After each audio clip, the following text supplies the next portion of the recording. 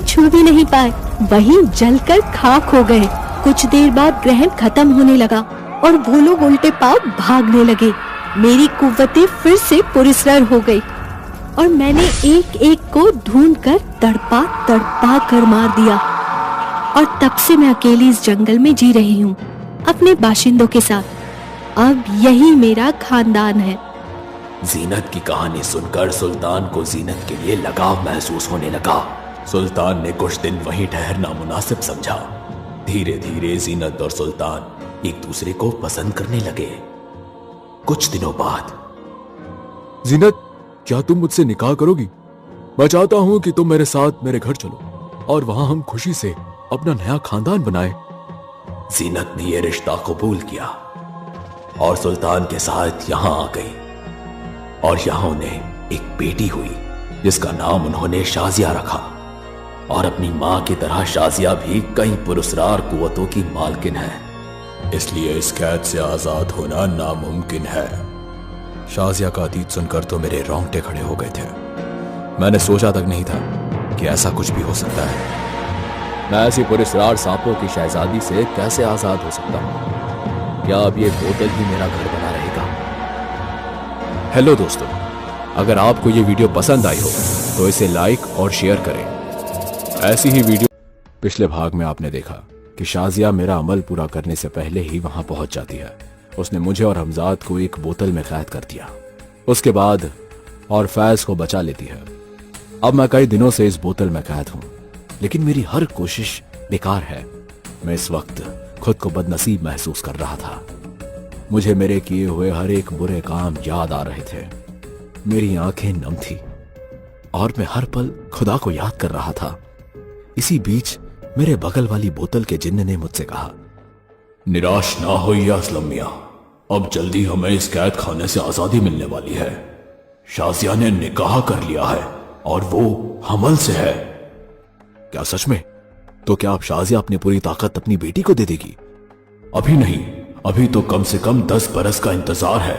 10 बरस बाद जब उसकी बेटी बड़ी होगी तभी वो सारी शक्ति अपनी बेटी को सौंपेगी। हमारे पास एक ही तरीका है। कैसा तरीका? जब शाजिया के पेट में पल रहा बच्चा 5 महीने का हो जाएगा तब हम शाजिया से छुटकारा पा सकते हैं। उस वक्त वो हम तीनों के सामने कमजोर पड़ जाएगी। हमें बस किसी तरह इस बोतल को नीचे गिराकर तोड़ना होगा। क्या तब तक कोई और रास्ता नहीं? नहीं, हमारे पास इसके अलावा और कोई रास्ता नहीं है। मेरे पास इंतजार करने के सिवा और कोई रास्ता नहीं था। जिस बोतल में एक दिन भी गुजारना मुश्किल था, उस बोतल में मुझे अब 10 साल बिताने थे।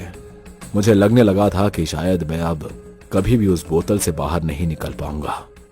बहरहाल जैसे तैसे 5 महीने बीत गए, लेकिन शाजिया इस खंडर में वापस नहीं आई। दिन बीतते गए और देखते ही देखते 10 साल भी गुजर गए। तभी मैंने उस जिन से कहा, जिन भाई, पूरे 10 साल बीत गए, ना तो शाजिया का कहीं पता है और ना ही उसकी बेटी का। आखिर वो दिन कब आएगा? वो दिन आ ही गया असलम मियां। शाजिया की बेटी सुल्ताना अब बड़ी हो गई है और अब शाजिया जल्द ही उसे इस जगह पर लाकर अमल करने वाली है, जिसके बाद उसकी सारी शक्तियां उसकी बेटी में चली जाएंगी। ये सुनते ही मेरे चेहरे पर एक हल्की सी मुस्कान आ गई। मेरी डूबती हुई कश्ती को तिनके का सहारा मिल गया था। मुझे ये तो नहीं पता था कि मैं इस बोतल से कब और कैसे आजाद होऊंगा, पर इतना जरूर समझ गया था कि मेरा मौका अब बहुत नजदीक है।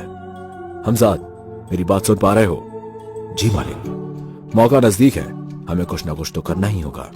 हाँ, जहां तक मेरा इल्म बता रहा है, शाजिया और उसकी बेटी आज रात ही यहां पर अमल पूरा करने आएंगी। उसे यहां अकेले ही वो अमल पूरा करना होगा और उस वक्त शाजिया उसके पास नहीं होगी। यही एक मौका है हमारी रिहाई का। लेकिन वो लड़की हमें आजाद क्यों करेगी? अब बस वही सोचना। वो अपनी मां शाजिया की तरह तो बिल्कुल नहीं है। बहुत शांत और नर्म दिल की है। उससे एक जानवर की मौत तक देखी नहीं जाती। लेकिन एक दिक्कत है, झूठ और फरेब को वो बहुत दूर से ही भांप लेती है। मतलब चालाक है पर नर्म दिल की है। उस जिन्न की बातें सुनकर मैं सोच में पड़ गया। आखिर उस लड़की को अपनी बातों में कैसे फुसलाया जाए। मुझे ये समझ आ गया था कि सुल्ताना एक चालाक और शातिर लड़की है और कैसे नहीं होती, शाजिया का खून जो ठहरा। तभी मैंने उस जिन्न की तरफ देखा, ये सोचकर कि शायद उसे कोई रास्ता सूझ रहा हो, पर वो मेरी तरफ देखते ही बोल पड़ा, नहीं मियां, अब तक मुझे कोई रास्ता नहीं मिला है, पर कुछ ही देर में हम कुछ ना कुछ रास्ता निकाल लेंगे। मैंने कई पैतरे सोचे, पर हमेशा ये लगा कि शायद सुल्ताना इस फरेब को आसानी से पकड़ लेगी। तभी हमजाद ने मुझे एक तरकीब बताई। मेरे आका, हमें सुल्ताना को उकसाना होगा। लेकिन उससे क्या होगा? हमजाद ने बताया कि सुल्ताना के जज्बातों को उसी के खिलाफ इस्तेमाल किया जाए। उसने जिन्न से कहा कि वो सुल्ताना को इतना उकसाए कि वो अपने गुस्से और अहंकार में आकर बोतल का ढक्कन खोल दे, और इसी मौके का फायदा उठाकर यहां से आसानी से बाहर निकला जा सकता है। मुझे हमजाद की यह तरकीब पसंद आई, पर यह तरकीब कितनी सफल होगी इसका मुझे कोई अंदाजा नहीं था। हम तीनों की उम्मीद अब सुल्ताना पर टिकी थी। वही एक थी जो हमें यहां से आजाद करवा सकती थी। हम ये सब बातें सोच ही रहे थे कि तभी अचानक शाजिया वहां आ गई। वो बेहद गुस्से में नजर आ रही थी। इससे पहले कि हम उसे कुछ कह पाते, शाजिया ने गुस्से से जिन्न की तरफ देखते हुए कहा, तुम खुद को बड़ा होशियार समझते हो जिन्न। क्या सोच रहे थे कि तुम तीनों मिलकर सुल्ताना को उकसाओगे और वो तुम्हें इस बोतल से बाहर निकाल देगी? तुम्हें लगता है कि मेरी बेटी तुम्हारे जाल में फंस जाएगी? मैं तुम्हारी हर चाल समझ चुकी हूँ। तुम जितनी बार कोशिश करोगे उतनी ही बार तुम्हें अपने हार का सामना करना पड़ेगा। हाँ, आखिर कब तक इस बोतल में कैद रहूंगा? क्या तुम्हें लगता है तुम मुझे हमेशा यहाँ बांध कर रख सकती हो? एक न एक दिन मैं इस कैद से बाहर आऊंगा, और इस दिन तुम्हारी हर शक्ति बेकार हो जाएगी। तुम्हारे बनाए हुए जाल मुझे रोक नहीं पाएंगे। ऐसी बात है तो मैं तुम्हें एक मौका जरूर देना चाहूंगी इस बोतल से आजाद होने का। कहीं ये कोई तुम्हारा फरेब तो नहीं? अपनी बात से मुकर ना जाना शाजिया। अब भले जो भी हो, यही तुम्हारा मौका है। एक बार फिर सोच लो। तुम्हारी चुनौती मुझसे है। अगर तुम मुझे हरा सके तो तुम आजाद हो जाओगे, लेकिन अगर हार गए तो तुम्हारा इससे भी बुरा हाल होगा। मुझे मंजूर है। तुम्हारा इससे भी बुरा हाल होगा। मुझे मंजूर है। शाजिया ने बिना किसी झिझक के उस बोतल को खोल दिया। जैसे ही वो जिन्न बोतल से बाहर आया, उसका जिस्म देखते ही देखते बड़ा और फौलादी हो गया। मैंने कभी सोचा भी नहीं था कि छोटी सी बोतल में कैद रहने वाला जिन्न इतना विशाल और भयानक हो सकता है। तूने बहुत बड़ी गलती कर दी शाजिया। अब तुझे मुझसे कोई नहीं बचा पाएगा। किसको बचने की जरूरत है देखते हैं। जिन्न मियां, मुझे भी खोल दो। रुको, पहले इस बेमुरवत लड़की के होश ठिकाने लगाता हूँ। जिन्न ने शाजिया पर हमला किया। लगता इतने सालों से बोतल में रहकर तुम्हारी कुव्वतें काम नहीं कर रही है। अब इसका सामना कर। जिन्न ने अपनी शक्तियों से एक रोशनी का गोला बनाया और पूरी तेजी से शाजिया पर हमला किया, लेकिन शाजिया पर उस हमले का कोई असर नहीं हुआ। जिन्न का हर वार बेकार जा रहा था। तभी शाजिया हवा में उड़ते हुए जिन्न के ऊपर एक के बाद एक वार करने लगी, जिससे उसका मुंह खून से भर गया। जिन्न, जो अब तक अपने आप को सबसे शक्तिशाली समझ रहा था, अब लाचार नजर आ रहा था। क्यों जिन्न, मुझे मारोगे नहीं? इतने सालों से बस इतनी ही तैयारी की तुमने? शाजिया! जिन्न ने शाजिया को गर्दन से उठा लिया।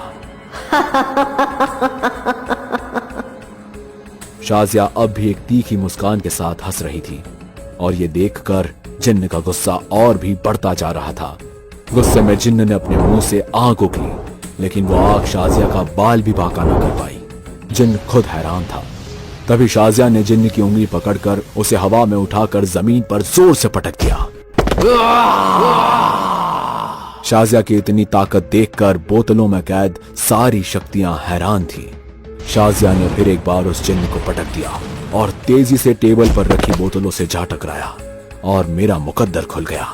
हमजाद की बोतल जिन्न से टकराकर टूट गई और हमजाद आजाद हो गया। आजादी मिलते ही हमजाद ने अपना कद छोटा रखा और चुपके से मेरी बोतल के पास आ गया। मालिक, ज्यादा आवाज मत कीजिए, हमें यहां से चुपचाप निकलना होगा। पर क्यों? इस शाजिया की मौत के बाद निकलते हैं ना। मेरे आका, इस वक्त इस लड़की को मारना नामुमकिन है। हमें अभी यहां से निकलना होगा। ठीक है। शाजिया जिन्न के साथ लड़ने में मशरूफ थी और यहाँ हमजाद ने मेरी बोतल खोलकर मुझे आजाद कर दिया। छोटे कद का होने की वजह से वो गुफा भी किसी बड़े महल से भी बड़ी लग रही थी। हम दोनों तेजी से भागते हुए गुफा के दरवाजे तक पहुंचे, लेकिन जैसे ही हमजाद ने दरवाजे के बाहर देखा वो एकदम रुक गया, जैसे किसी अजीब सी चीज का एहसास हो गया। क्या हुआ? शाजिया ने